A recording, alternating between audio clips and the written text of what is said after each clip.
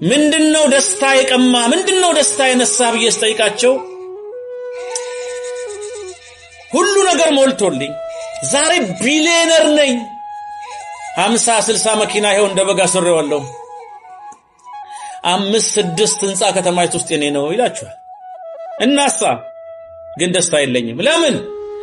ዛሬ ማንንም የሚጫወትበትን ሀብት ያቺ ምስኪን እናት አንድ ቀን ኖራ በበላችሁ አንድ ቀን ኖራ ተደስታበት ባለፈች ያ ደሃ አባቴ ከሰው በታች ሆኖ ከሰው በላይ ያደረገኝ አንድ ቀን እሱ በበላው በተጠቀመበት ይሏቸዋል አያችሁ የምንኖርላቸው ሰዎች ካሉ እስከመቼ በኔ ተከሻ ሁሉም እኔ ብቻ አርዳ ይለኛል ሁሉን እጄን አይቶ መከራ ያየው ለነሱ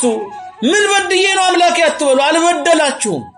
የምትረዷቸው የምትኖሩላቸው ሰዎች ካሉ ተጨማሪ በረከታችሁ እንጂ ተጨማሪ ወጪና ኪሳራችሁ አይደሉም ሁሉን ኖሯችሁ የምትኖሩለት ካጣችሁ ከባድ ነው